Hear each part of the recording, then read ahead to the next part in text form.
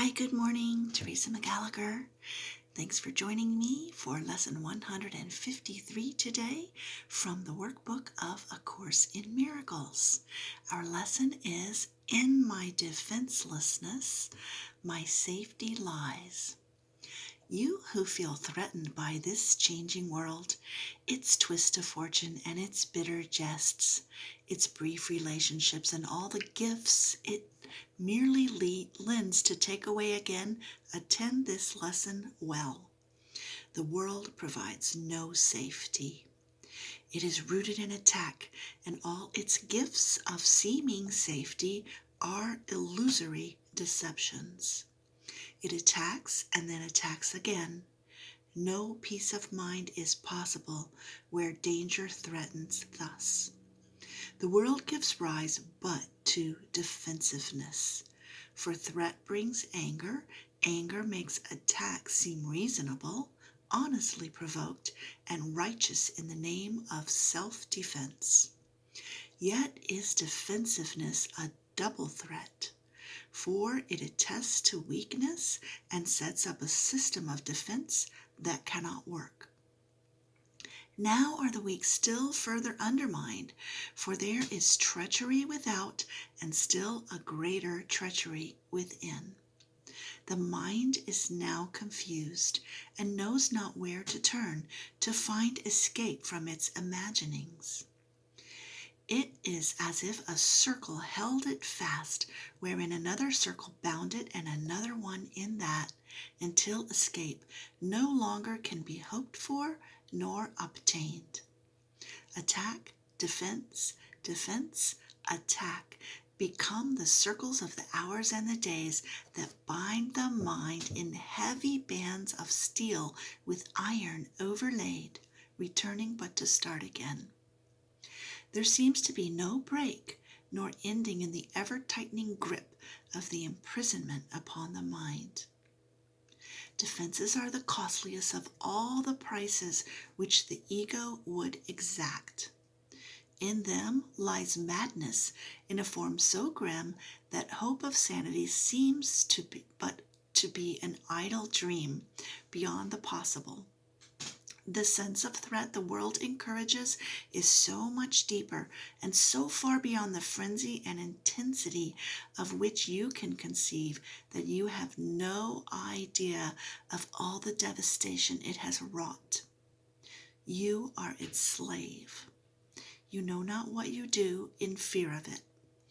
You do not understand how much you have been made to sacrifice, who feel its iron grip upon your heart. You do not realize what you have done to sabotage the holy peace of God by your defensiveness, for you behold the Son of God as but a victim to attack by fantasies, by dreams, and by illusions he has made, yet helpless in their presence, needful only of defense by still more fantasies and dreams by which illusions of his safety comfort him. Defenselessness is strength. It testifies to recognition of the Christ in you. Perhaps you will recall the text maintains that choice is always made between Christ's strength and your own weakness, seen apart from him.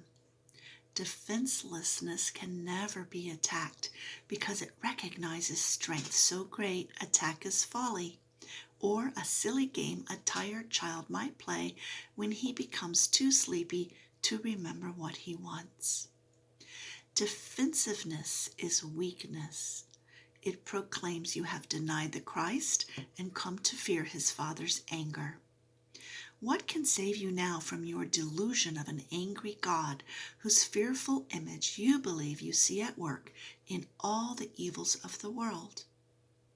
What but illusions could defend you now when it is but illusions that you fight? We will not play such childish games today, for our true purpose is to save the world, and we would not exchange for foolishness the endless joy our function offers us. We would not let our happiness slip by because a fragment of a senseless dream happened to cross our minds, and we mistook the figures in it for the Son of God, its tiny instant for eternity. We look past dreams today and recognize that we need no defense because we are created unassailable, without all thought or wish or dream in which attack has any meaning. Now we cannot fear, for we have left all fearful thoughts behind, and in defenselessness we stand secure, serenely certain of our safety now, sure of salvation. Sure we will fulfill our chosen purpose as our ministry extends its holy blessing through the world. Be still a moment and in silence think how holy is your purpose, how secure you rest, untouchable within its light. God's ministers have chosen that the truth be with them. Who is holier than they? Who could be sure that his happiness is fully guaranteed? And who could be more mightily protected? What defense could possibly be needed by the ones who are among the chosen ones of God by his election and their own as well? It is the function of God's ministers to help their brothers choose as they have done. God has elected all, but few have come to realize his will is but their own. And while you fail to teach what you have learned, salvation waits, and darkness holds the world in grim imprisonment. Nor will you learn that light has come to you, and your escape has been accomplished. For you will not see the light until you offer it all to your brothers. As they take it from your hands, so will you recognize it is your own. Salvation can be thought of as a game that happy children play. It was designed by one who loves his children and who would replace their fearful toys with joyous games, which teach them that the game of fear is gone. His game instructs in happiness because there is no loser. Everyone who plays must win, and in his winning is the gain to everyone insured. The game of fear is gladly laid aside when children come to see the benefits salvation brings. You who have played that you are lost to hope, abandoned by your Father, left alone in terror in a fearful world made mad by sin and guilt, be happy now. That game is over. Now a quiet time has come in which we put away the toys of guilt and lock our quaint and childish thoughts of sin forever from the pure and holy minds of heaven's children and the Son of God. We pause but for a moment more to play our final happy game upon this earth. And then we go to take our rightful place where truth abides and games are meaningless. So is the story ended. Let this day bring the last chapter closer to the world, that everyone may learn the tale he reads of terrifying destiny, defeat of all his hopes, his pitiful defense against a vengeance he cannot escape, is but his own deluded fantasy.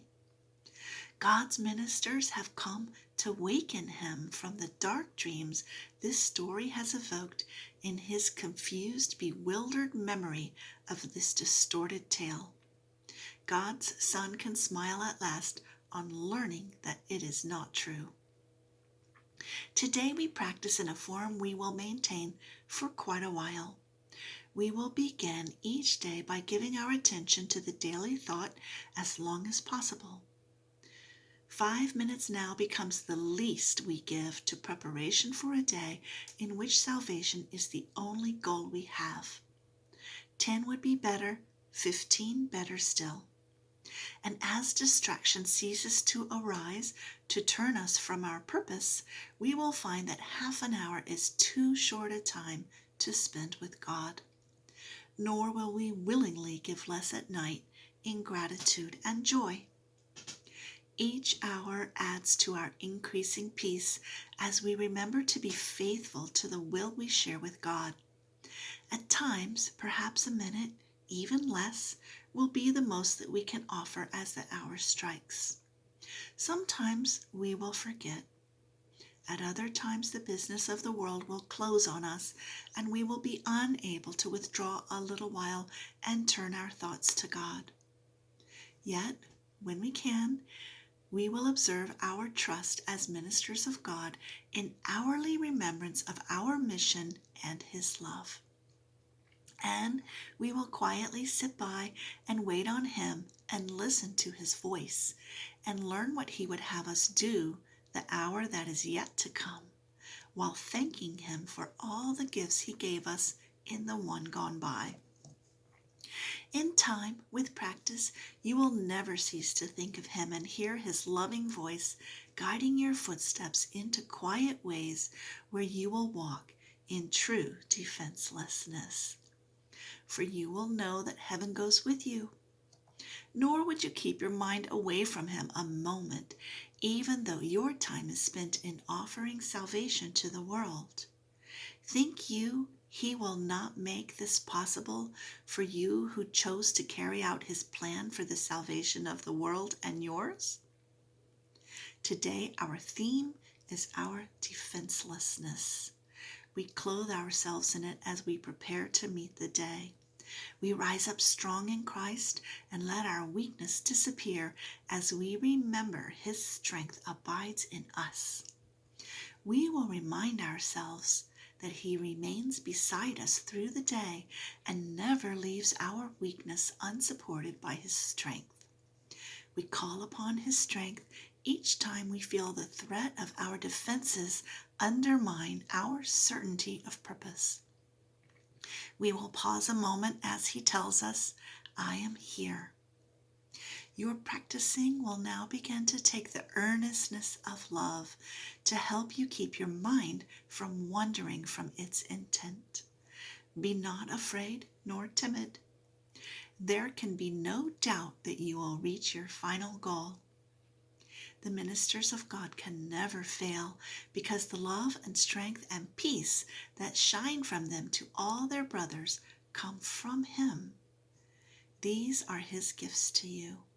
Defenselessness is all you need to give Him in return. You lay aside but what was never real to look on Christ and see His sinlessness.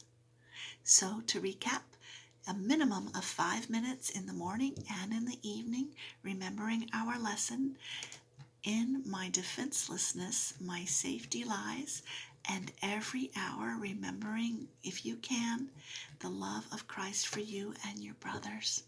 Thanks for joining me and have an amazing day. Love you. Bye-bye.